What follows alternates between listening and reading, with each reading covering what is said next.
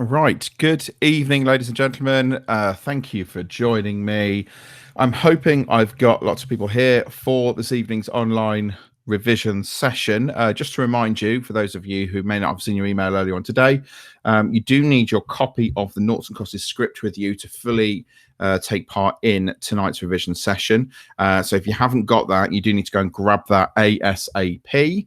I've got my copy here. And just to remind you that this evening, our session is on the themes and performance styles of Noughts and Crosses. So the reminder, it's a set text that you'll be taking into the exam, and you'll be looking particularly at sections of the play as prescribed to you in the exam. This is the second section of the exam. Remember, the first section is the multiple choice, which we talked about a couple of weeks ago. We did our revision session, and also last week with the theatre roles, sorry. And then the second part of the exam is looking at the play that you study as your set text, which is Noughts and Crosses. And then the third section is looking at live theatre performance and evaluating a piece of live theatre performance. So as I say, we're looking at the themes and performance style of Noughts and Crosses. So hopefully you've got your book now so we can get going. So let's take a look then. So within Noughts and Crosses, as we've already looked at, there are a series of themes that exist within the play.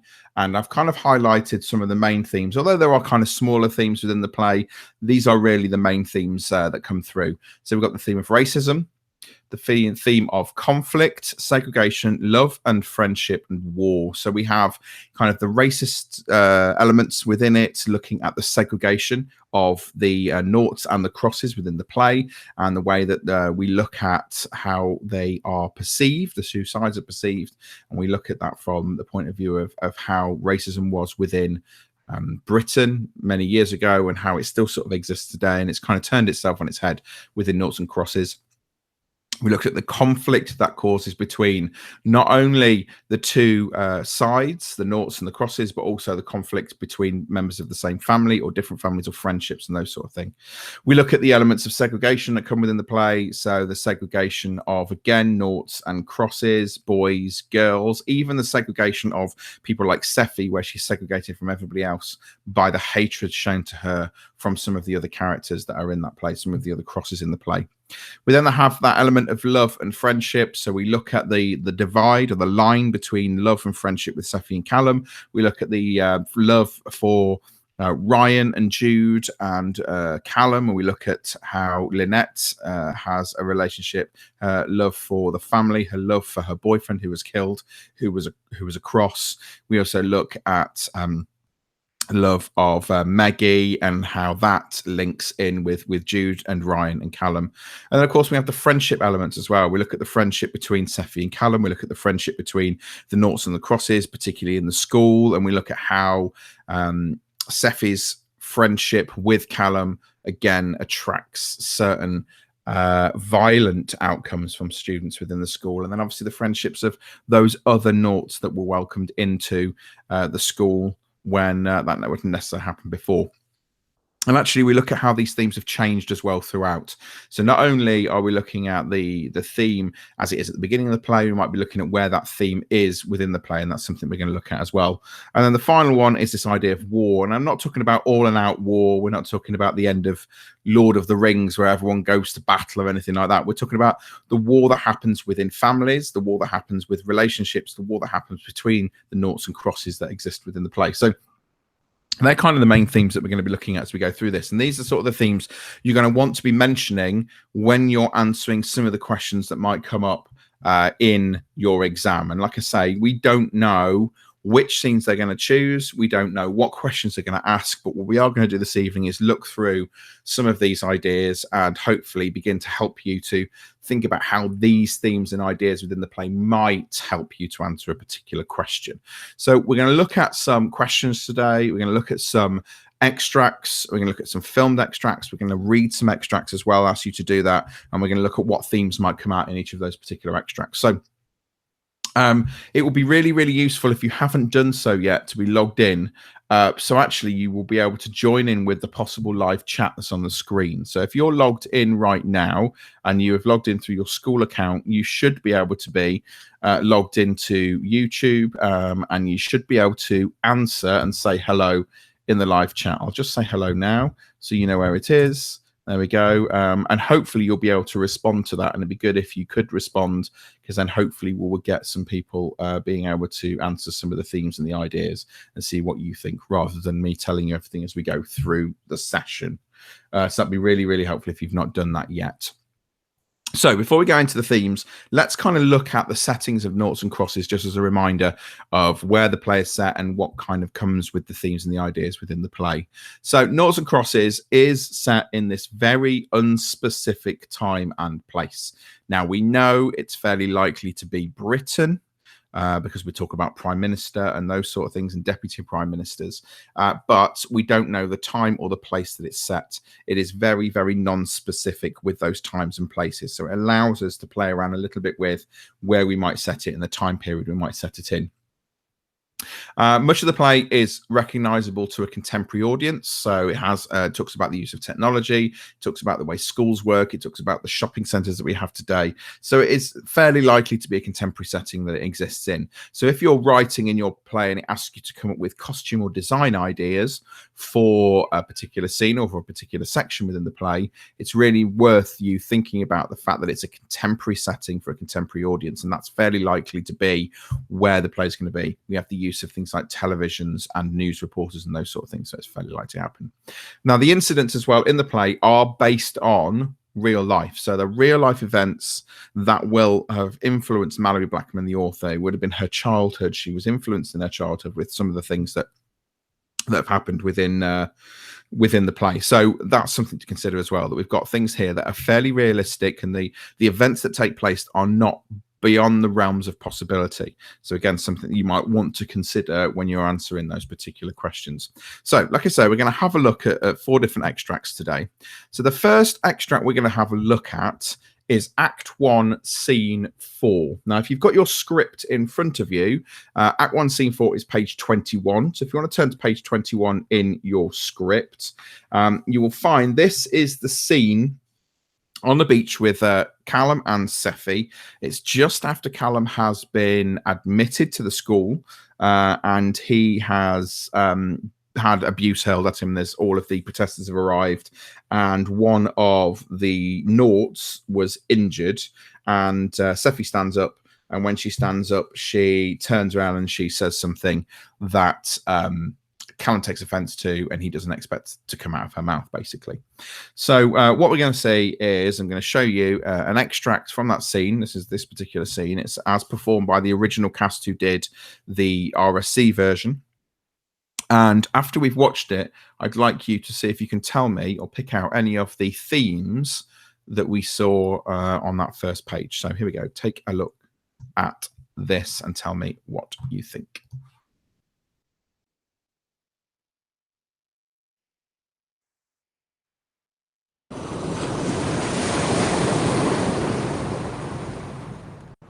Callum, don't look at me like that. What would you like me to say? I said I'm sorry. I know. It's just a word. Just a word. Sticks and stones, Callum. It's one word, that's all. If you'd slapped me or kicked me or punched me or even stabbed me, it would have stopped hurting sooner or later. I will never forget what you called me, Seffi, never. And not if I live to be 500. I didn't mean it. I didn't mean you. I was trying to help. Seffi. Please, I'm sorry. Maybe we shouldn't see so much of each other anymore. Callum, no, I said I was sorry. Promise me something. Anything. Promise me you'll never ever use that word again. I promise. Why did I say that word? It was as if I was outside myself. More and more, I was beginning to feel like a spectator in my own life. I had to make a choice. I had to decide what kind of friend Callum was going to be to me. Okay, so there's the extract that we were looking at. What I want you to do now is just to look back very quickly at the slide we were looking at earlier. Let's just go back to where we were and look at those particular areas. What I want you to think about is, which of those themes do you think are present within that particular scene? And if you are on the live chat, if you could look back and then put into the live chat which of those themes you think are there. I'm just going to give you a minute or so just to look at that, and then we'll discuss all of those elements as we go through.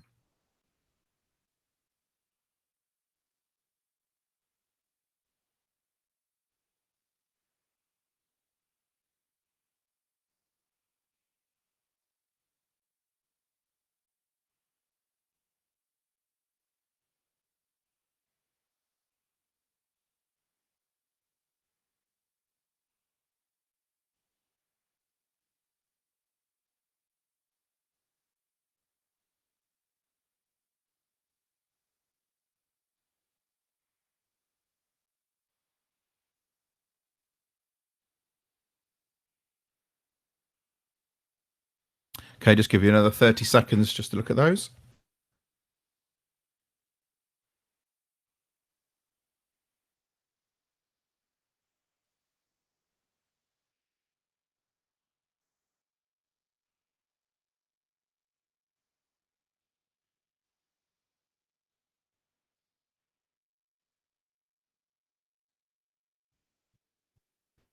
Okay, then. So if you've got any of those themes, please put them in the live chat now so I can see whether anybody's been discussing those or thinking about those. So in this scene, we've got the idea of Seffi and Callum here. It's just after the point where Seffi has said, stop it, you're behaving like animals, worse than animals, like blankers. Now, those of you remember we discussed this, blankers is kind of almost like a racist slur on what we call noughts.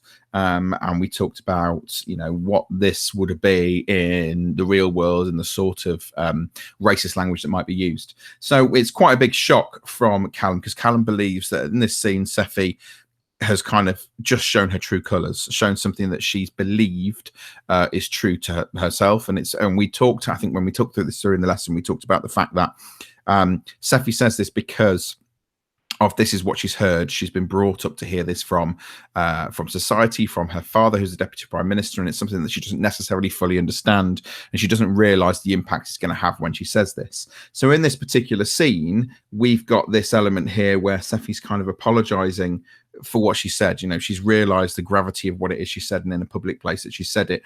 Bearing in mind, she's supposed to be really good friends with Callum, and she's supposed to be supporting and sticking up for Callum, and it turns out that what she goes and says is completely the opposite. And Callum talks here about the fact that he's so upset by what has happened. He talks about, if you'd slap me or kick me or punch me or even stab me, it wouldn't stop. It would stop hurting sooner or later, but I'll never forget what you called me, Seffi. Never. Not if I live to be 500. So we have that deep ingrained hurt that he's got from what it is that she's gone and said to him. So if we look through those themes and those ideas there, thank you to those people who have put in to the live chat those bits and pieces. There's obviously a theme of racism coming through. Is the scene of this idea that there's a divide between Callum and Seffi, and what she said in the previous scene is seen to be a racist comment. We've also got that now element of conflict, the conflict of the inner conflict for Seffi of what she said compared to what she thinks. And then we've got the conflict between Seffi and Callum. So that conflict now of both having dividing opinions between the two of them. We do have that element of segregation again coming through because of the segregation between noughts and crosses and the thoughts of society who have kind of accepted this segregation to a point, and it has obviously caused Seffi to say what she has in the previous scene. And then we have this element of friendship between the two right at the very, very end of the scene. Seffi does talk about the fact that she had to make a choice, had to decide what kind of friend Callum was going to be to me, whether or not they can continue the friendship in the way they have, whether or not it's gone too far, whether or not this is a point where she decides to go for it, and they decide that rather than it just being a friendship is a relationship between the two of them. And although there isn't necessarily the theme of war that comes across as such, it is obvious that they're at war between blacks and whites, or noughts and crosses. So we do have that element of kind of war or conflict in the previous scene with the protesters there, but it doesn't come through so much. Now, what you'll find when you're answering these questions in an exam, that it will not ask you how you will, well, it might do, but it's unlikely to ask you just about how you present the themes of the play in the scene. But it might ask you to come across with, how would you use your body language, facial expressions, and voice in order to show Callum's upset in this scene? So it might be that you would talk about, well, within this scene, there's a clear conflict between Sephi and Callum, or it's obvious that their friendship has changed because of what she said. So you can use that in the responses that you give as you go through. Okay, so that's extract number 1. So let's go back to where we were. We're going to extract number 2 now. So this extract is Act 1, Scene 12, which is page 38 in your script. This is a different scene. We've got here the scene between both Callum and Lynette. Lynette being Callum's sister, you'll remember. And this is a conversation that goes on in Callum's bedroom about him and about the future and about what's happened to her. And hopefully we might see something a little bit different. So watch this, and then once you've watched this, we'll have a look at the themes that come out in this particular scene as well.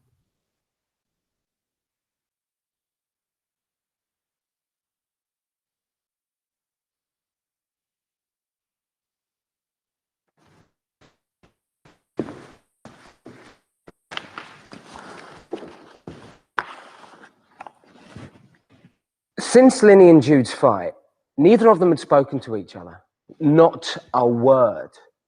That evening, as I was finishing my homework, there was a knock on my bedroom door. It's me. Can I come in? Of course. You okay? No. You? I'll survive. How's school? Well, I'm learning a lot. Tough going, huh? No. Now, I'm not about to let them push me out. How do you do it, Callum? Do what? Keep going. I suppose because I know what I want. Which is? To be someone. To make a difference, I guess. Well, which means more to you? Being someone or making a difference? What's so funny? Nothing. It's you and me talking like this. It reminds me of the old days. You haven't answered my question, and don't try and wriggle out of it. Which means more? Being someone or making a difference? I don't know. Being someone, I guess. Having a large house and money in the bank and not needing to work. When I'm educated and I've got my own business, there won't be a single person in the world who'll be able to look down on me, nor or cross. Being someone, eh? Now, I would have put money on you choosing the other one. Well, what's the point of making a difference if you've got nothing to show for it personally? If there's not even any money in it? You're disappointed in me? You've always been so focused. You've always known exactly where you wanted to end up. I hope it works out for you. You know what I miss? I miss being bonkers. Don't say that. I do. I know I was living in a fantasy world before, but at least I was somewhere. Now I'm nowhere. No, that's not true. Isn't it? Linny, do you remember my 7th birthday? You took me to see my first film at the cinema. It was just you and me in the whole place, and you got annoyed because I wouldn't take my eyes off the screen, not for a second. I told you you're allowed to blink, do you remember? That the screen wasn't going to disappear. Linny, you are all right, aren't you? Don't know. Things will get better. I want to believe that, I really do. I'm at Heathcroft High, aren't I? A few years ago, that would have been impossible, unthinkable. But none of their universities will take you. You don't know that. By the time I'm ready to leave school, they might. And then what? I'll get a good job. I'll be on my way up. Doing what? You sound just like Jude. Sorry. That was below the belt. It's not too late for you to go to college. How would we pay for that? Anyway, I'm not like you. I don't have what it takes. Of course you do. You've never given yourself the chance. Just remember, when you're floating up and up in your bubble, the bubbles burst. And the higher you climb, the further you have to fall.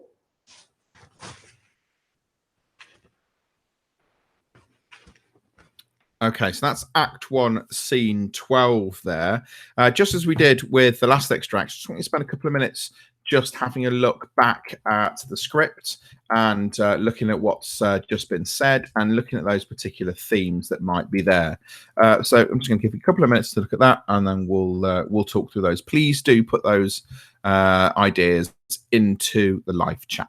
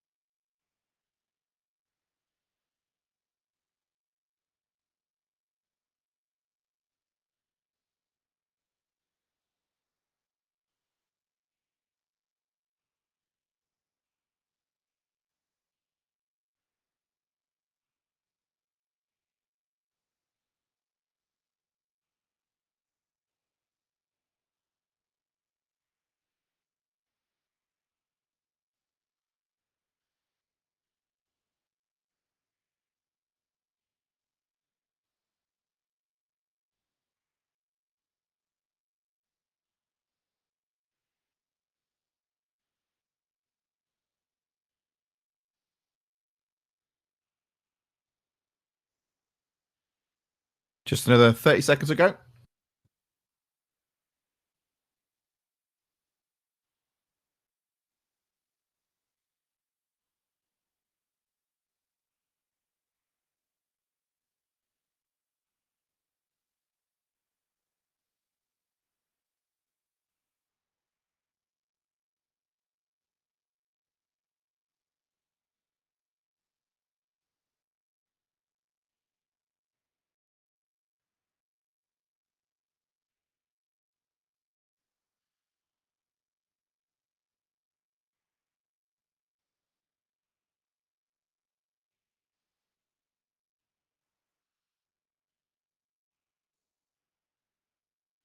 Okay, so let's look at this particular scene then. A little bit different to the last one. Got a conversation between two of the same family members, so between two Noughts, and this is Lynette and Callum. So let's have a quick look about between these two. So in this scene, we've got Lynette talking to Callum about school, about what's going on, about the fact that she no longer bonkers, as she puts it. She talks about what's been going on and what's happened to her. He talks about Heathcroft, about being there, and what's obviously some of the changes that have happened in the time since sort of the play, not the play started, but the changes that have happened as we've gone through. So let's have a look through these themes then. So we do have kind of that undercurrent of racism again coming through. We don't have anything in there that I would say means the theme is really, really kind of at the forefront of what's going on within it. But we do have comments in there to do with the way they think about things. So I look at Callum's line on page 38. He talks about, he says, I'm in now, I'm not going to let them push me out. So them push me out rather than necessarily talking about who they are. So we do have that idea of segregation and that idea of racism in there with that particular line, although it's not outwardly racist in that remark or in the way that he looks at it from that point of view. There is elements of it in there. And Lynette talks about the fact that she lived in her own little fantasy world before, because at least she was somewhere and now she's nowhere. So we go back to those ideas of segregation that come in, and we go in again with the idea of segregation when he says not letting them push me out. So we have the ideas of segregation. We have the idea of love and friendship. You know, Lynette is, you know, loves her brother just as much as she would, but also she's concerned for him. She's concerned about him. And you can see in there that she's a little bit annoyed with him when he says, you know, he's thinking about one way or another. She said, being someone A, I would have put money on choosing the other one, which is on page 39. And he's kind of trying to stand up for himself and saying, you know, what's the point in making a difference if you've got nothing to show for it personally? And he wants to look at this idea of the segregation and he wants to do something about it. Whereas Lynette seems that she's kind of defeated by it and feels a little bit lost by it. Whereas Callum is feeling slightly upbeat and he wants to fight this conflict head on. So we go through the extract and there's some other elements in there where they do look at that. There's kind of that conflict and that segregation, that love and friendship that comes through. Now that's quite a big extract. Now in your actual exam, Maisie's put up there love, but also conflict because it's clear the bond that they have. But Lynette isn't sure in which way Callum is going to take his power and knowledge and whether he will use it well. Yes, spot on. Thank you. Yeah, it really is. You know, he is in a different position to a lot of people. He has Sephi as an ally, and also he has that inside sort of advantage because he is within Heathcroft and he is on the inside, so to speak, although he's not, and he does have that ability to be able to do something with himself, which Lynette maybe necessarily didn't have. So maybe there's a little bit of jealousy coming through with Lynette there as well. Now, that's a big extract. What you will find in the exam is you will not get an extract that is 4 or so pages long. You'll find you'll get a small section of that scene. So it might say to you, look at the section from where Lynette says this to Callum says this, and then he might ask you questions about that. And again, you might be able to use those ideas and those themes within your answer rather than just being the answer itself. Okay, let's move on then. So that was extract 2. Extract 3 then, which we're going to have a look at, and I haven't got seen anything for this. I just want you to have a look and have a read of extract 3. This is Act 2, Scene 11, which is page 83. So if you turn to 83, you'll find Act 2, Scene 11. This is the scene where we've got Sephi at home with Kamal, her father, and it's just after the point where Ryan as basically where the trial has happened, and Ryan has been sort of found guilty and is now in prison. And we talk a little bit about the relationships between these particular families. So I want you to have a read of Act 2, Scene 11, and then we're going to come back and we're going to again look through the themes of this as well. So if you can have a read that, I'll give you a few minutes to have a read of that, and then we'll come back.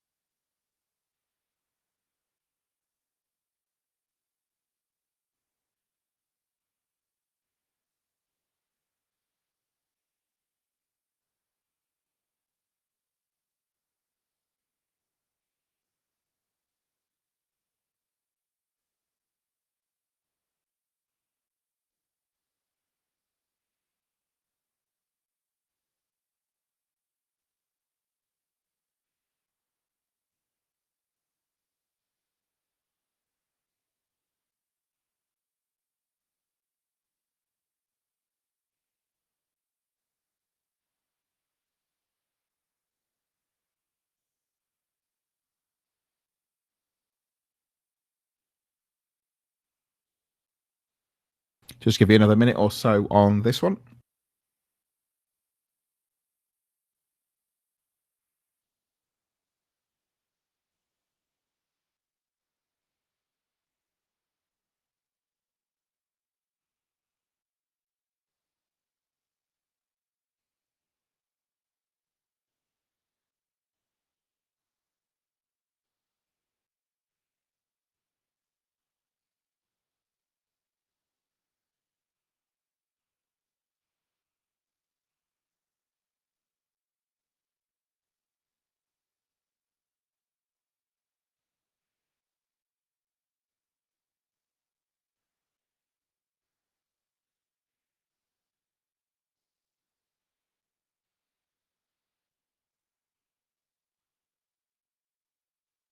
Right, give you another 30 seconds.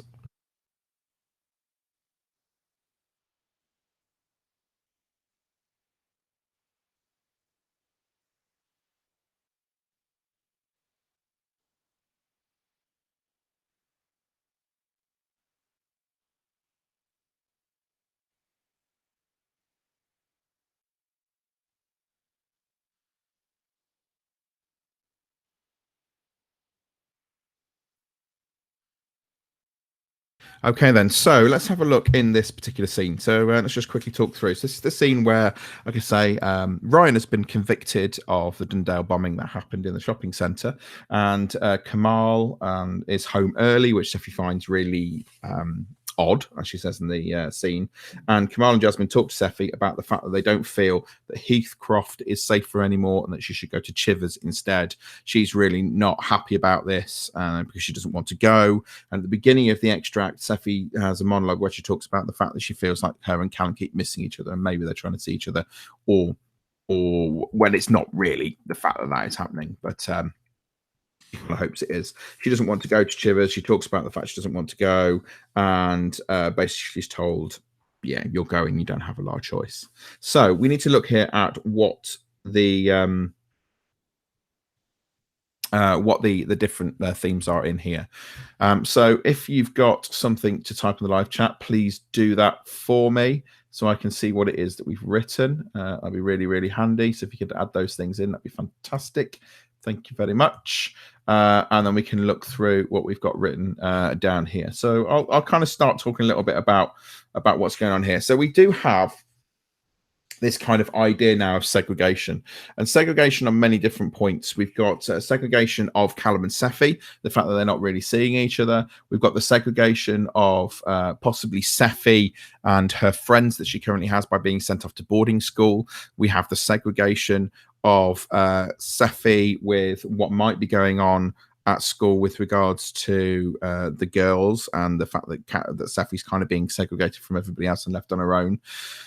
We also have the segregation of Seffi and her parents by being sent off to boarding school. So there's a huge theme of segregation that comes in here. And then there's that element of conflict that comes in, the conflict between what might happen between Seffi and the people at school, because they know she's friends with Callum. And although Callum's not been convicted of anything and hasn't done anything wrong, because his father is Ryan, they're worried that there might be conflict there between the families. We then have, at the beginning, we discover that Ryan's family home, and where Callum lived, has been burnt to the ground, and there is obviously that element there of kind of that war that's going on between the Noughts and Crosses. The fact that there's an element here where the Noughts have stood up for themselves in a way that obviously we know isn't particularly great, and does smack that idea of terrorism with the Liberation Militia. But there's that retaliation. So there's the war between the Noughts and Crosses of causing the bombing of the Dundale shopping centre, but also we've got the war of the Crosses fighting back against Ryan and his family, making it very, very personal. So we have that kind of racism element there that's going on between the two sides. Although we look in here and there isn't actually a massive amount with regards to the racism element here, because, and the reason is, we're looking at, you know, the Crosses side here, who don't necessarily have the same element of racist conflict between them because they are the ones in power. But it does talk about and it does go through, you know, we're thinking of sending you away. We think it's the best for you, darling. It says here, Jasmine says it's all for the best, darling, and Chivers is one of the best schools in the country, trying to make it sound, you know, really, really good. And they talk about it, and they, you know, and then there's a point where Kamal says he has to go. And as we go through the scene, you know, you look at Seffi and what Seffi says. There's a line she says right towards the end to do with she says, good thing Dad's not sending your Chardonnay supplier away, then you'd be in real trouble. So he actually talks about Seffi's understanding of her relationship with her parents and the relationship she has with her parents. Her parents are saying they're sending her away because they love her enough to want to stay safe, but Seffi also talks here about, obviously there's an element here where Jasmine possibly has this alcohol issue, and the segregation and the love in that family she feels has broken down because she's being sent away and she doesn't want to be sent away. And at the end it says here, what a lovely family meal, we must do it more often. You're not seriously thinking of running off with that Blanca, says Minerva. Just watch me. And Minerva says, you haven't got the nerve. So we have that racist element that comes in at the end where she says about the Blanca. So again, quite a few of the elements in there. We've got the elements of racism, conflict between the family, the segregation, which we've already talked about, that love and relationship, and the elements of war between the two sides, the noughts and the crosses. So all of those themes do seem to come across in that particular scene. Okay, so let's go to our final extract, which is oh, that was the final extract. I apologize. So that was the final extract, I think. Let me just no, I lie, it's not. We're now going through to Act 2, Scene 28.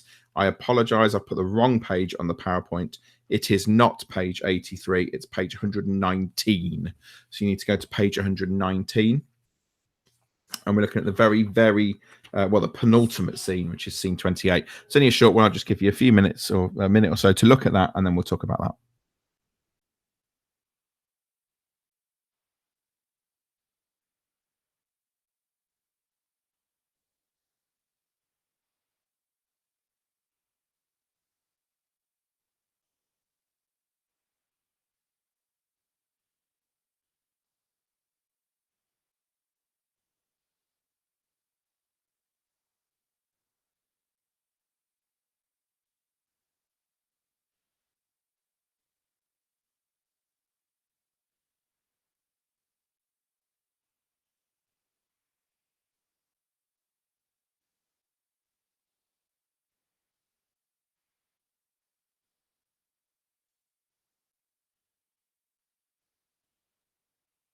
Okay, just give you another 30 seconds or so with that.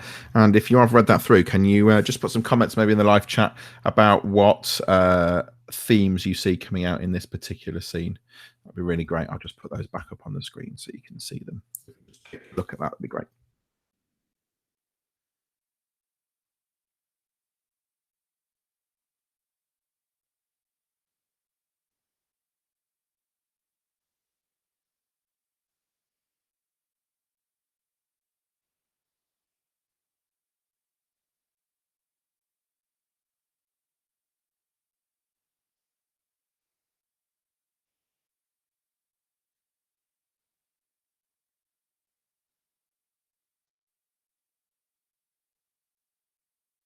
Okay, then. So let's have a look through what we've got here and see what we found on this particular section.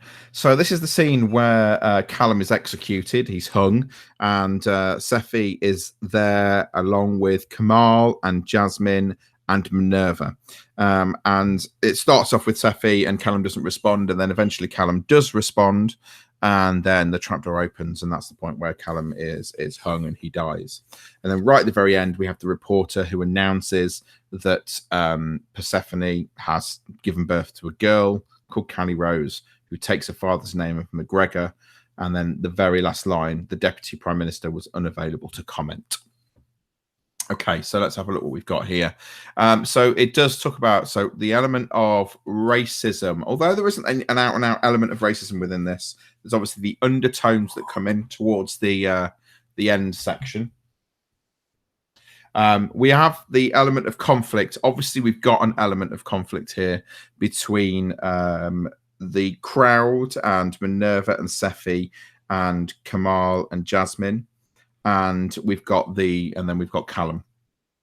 So there's a difference here. We've got an internal conflict for somebody like Kamal and Jasmine, because you've got not only Sephi there, but you've also got Callum there. And although Callum at this point has done some really horrific things in the play, Sephi is carrying Callum's child. So there's probably some internal conflict from them here about the fact that they're not quite sure whether or not this is the right thing to do. It is within the eyes of society and what they see, but maybe on the inside they're not. So if one of the questions comes up and it says in scene 28, Callum and Jasmine do not speak, but how would you represent their emotions using body language, tone of voice, or body language, facial expressions, etc.? It might be that you talk about the fact that they have an internal struggle or an internal conflict about whether or not they want to do this, and you might show that through how you use your body and your voice and those sort of things as well. We have the segregation element as well, Callum and everybody else, and we have obviously a very clear love and friendship issue. You know, the love of Sephi and Callum comes out very, very clearly in this final section, even towards the very end.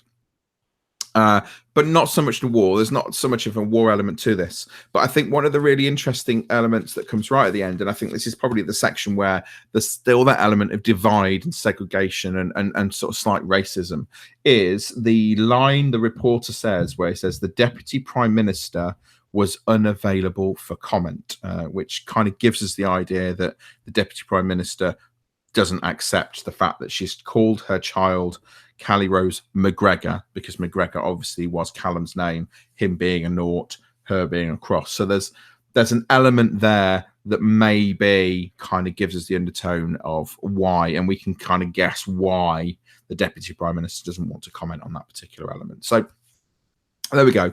There's 4 examples. And like I say, when you're in the exam, it's not going to be, and it's very unlikely you're going to have a question that just says, please discuss the theme of this in the play, because that's probably going to be something you'd get in an English exam.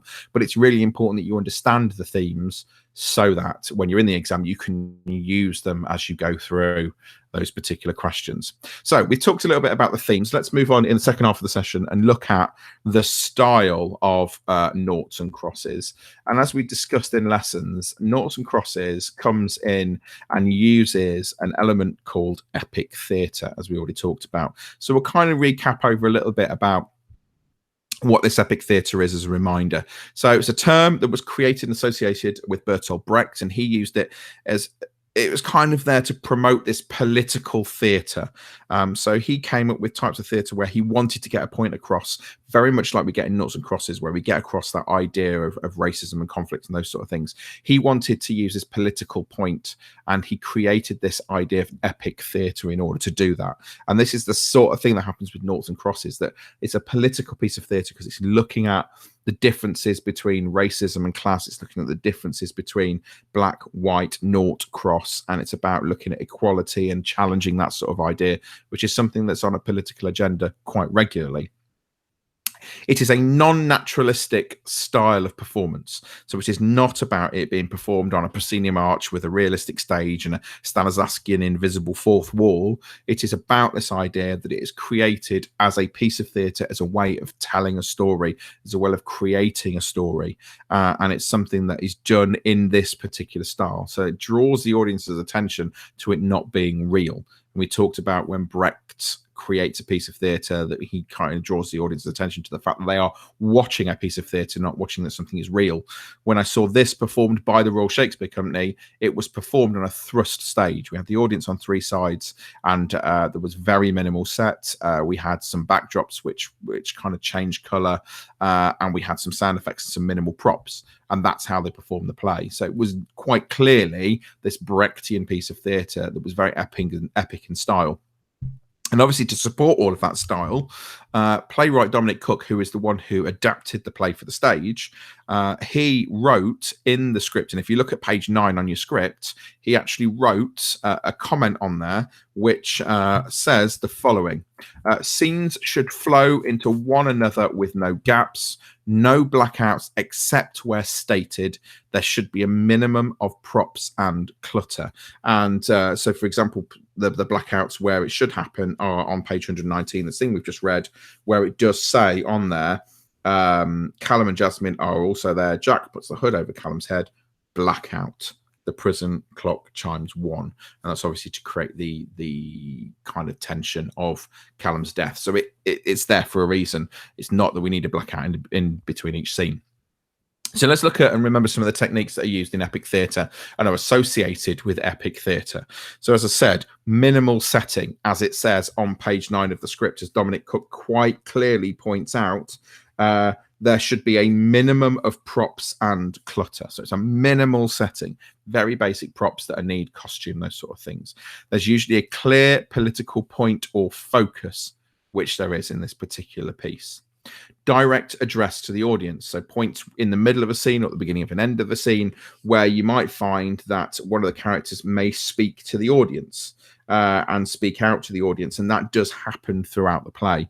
And some of the extracts we've looked at today, that happens within them, and that happens quite often to a lot of the characters. So if I look at the scene that we've just read on page 38, so Act 1, Scene 12, the bit at the beginning says, since Linny and Jude's fight, neither of them had spoken to each other, not a word. That evening, as I was finishing my homework, there was a knock at my bedroom door. So that's the direct address to the audience. There's the episodic structure. Okay, and we talked about this in lessons, this idea that it is kind of like in episodes. So each scene is sort of an episode that goes on. It's not one continuous play where we may have lengthy scenes. It's something that quite often is short and snappy, tells the next part of the story before it moves on to sort of the next episode. So imagine this play was kind of like an EastEnders for the stage. We have one little section and then that moves on to the next, which moves on to the next. And it doesn't go back to anything. It continues as this episodic structure, bit after bit after bit after bit.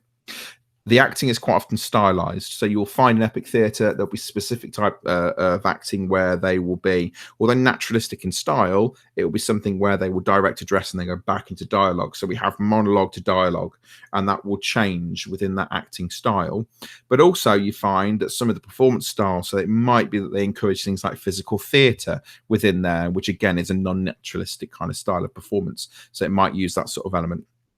And then one of Brecht's favourites, the idea of captions or projections or placards or something like that. It might be that each scene has something projected onto the back wall to tell you where it is or what's going on. So it could be that in the question, one of the design questions you might get in the exam, that you might talk about the use of captions or projection because it's something that Brecht used as part of his epic theatre. So it might be something that you consider if you were to answer that particular question, or that sort of question would come up. It'd be really useful in your question to reference epic theatre and say that I would play my character like this, or I would design this scene like this because in epic theatre these are the things that might happen. So it'd be really useful for you to kind of mention those in your exam because it gives reference and gives detail of the reasons behind why you're doing such things. Okay, so let's talk about how we might apply this to the exam just for the last sort of 10 minutes or so, because obviously we've talked a lot about the themes and issues and those sort of things, and we've talked about what epic theatre is. We really need now to discuss how these things will help you in an exam setting. Otherwise, there's absolutely no use in us sort of sitting here and doing this. So let's have a look at what I've got here then. So in your exam, as I've already said to you, you have section B of the exam, which consists of 5 questions. You must answer 4 of them. Okay, you do not need to answer all 5. So you must answer question 1, 2, and 3.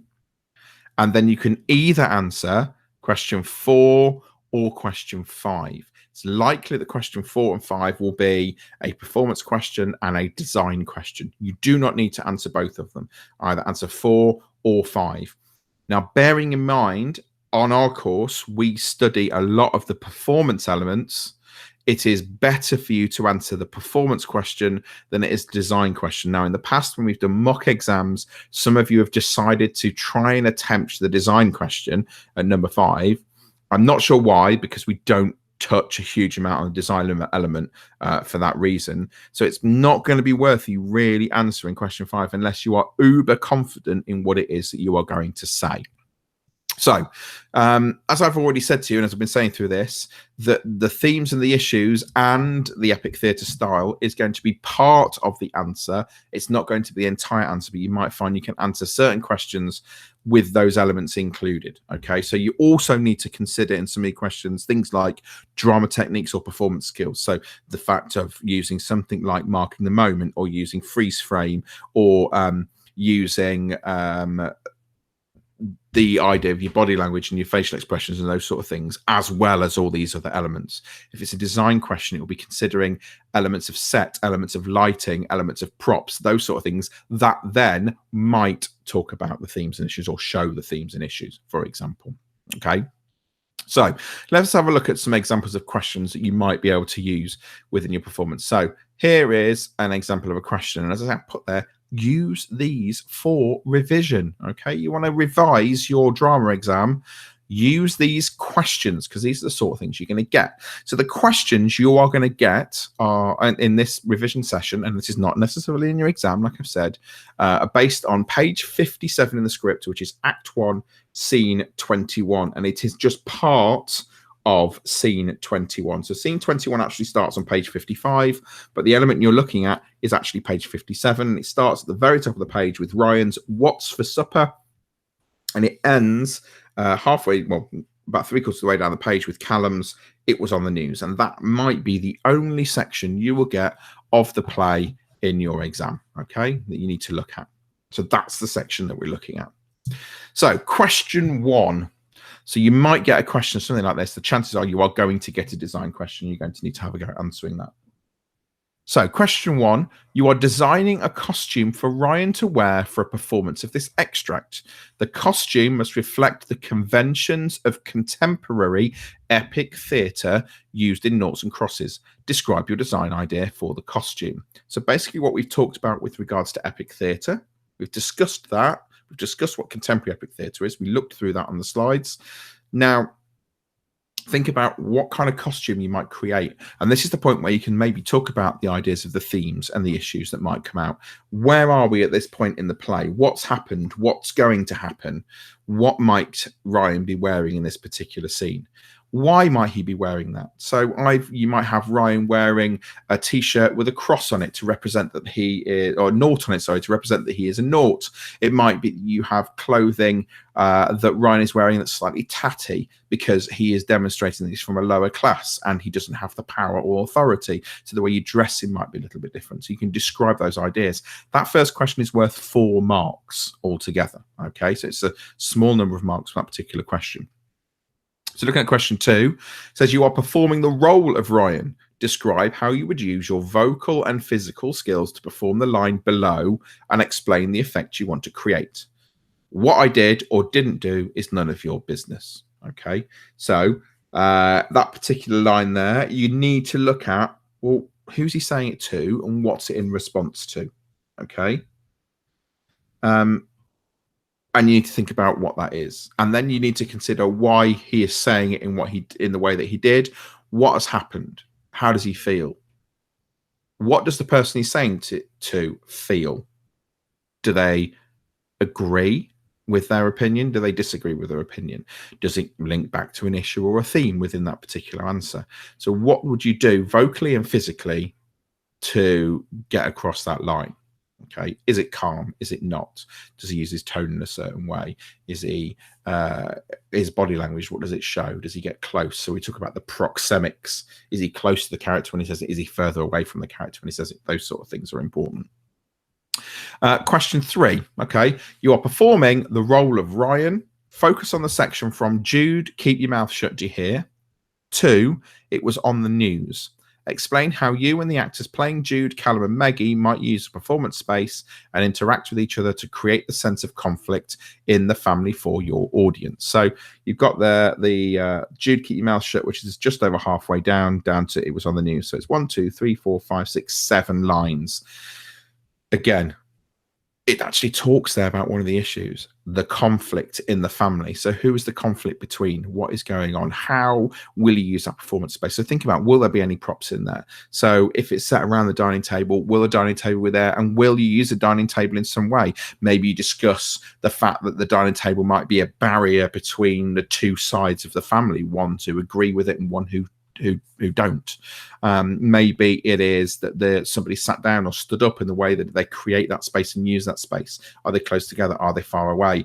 Is it that Jude and Ryan are stood close together with Callum and Maggie on the other side because Jude and Ryan have this real issue with the racism and understand the conflict in the war that's going on where Callum and Maggie don't? You could talk about those things and talk about those themes and issues in the question as you answer it.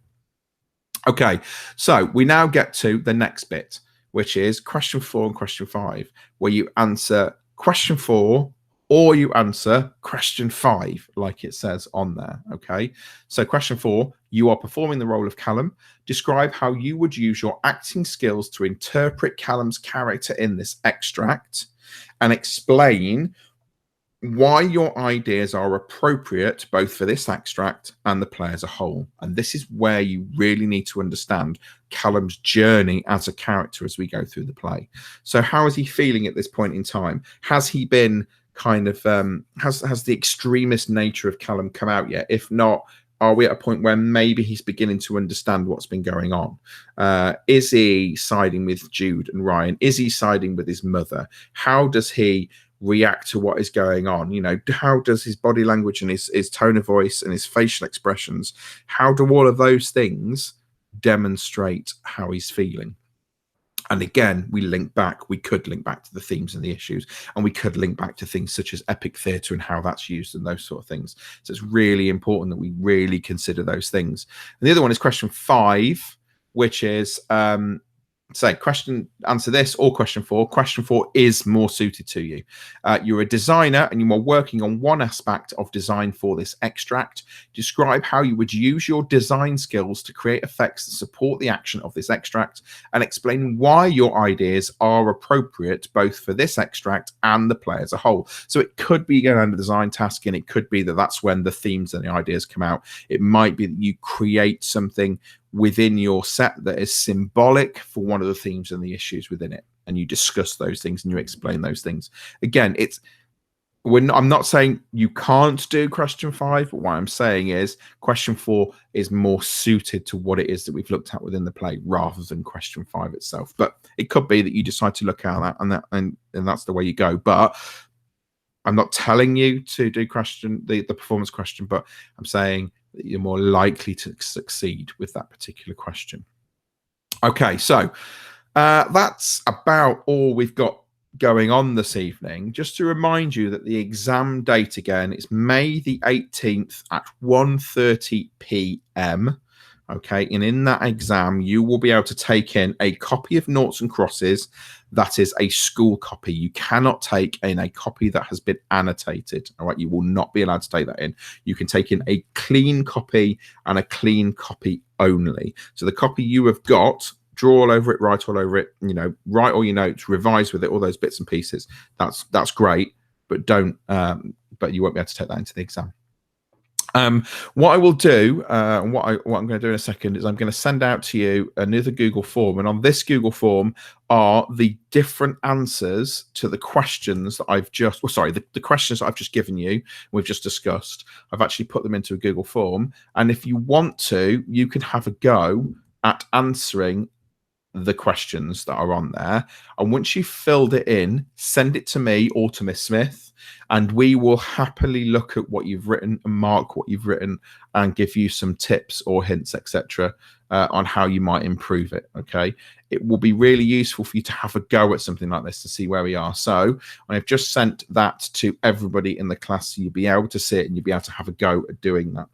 But that is pretty much all we've got time for this evening. We have got one more session on Friday morning where we're looking at the character of Callum and Sephi and the kind of story arc and the changes that happens within those particular characters.